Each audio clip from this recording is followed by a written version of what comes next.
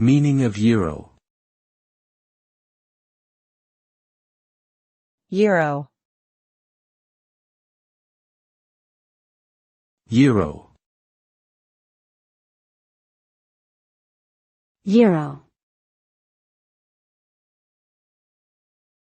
Gyro. Gyro can have different meanings depending on the context in which it is used. One of its most common meanings is a type of food consisting of meat, usually beef or lamb, cooked on a vertical rotisserie and served in a pita or flatbread with vegetables and sauces. The term gyro can also refer to a device that helps maintain orientation, such as the gyroscope used in airplanes and spacecraft. In general, gyro typically relates to rotational movement or orientation.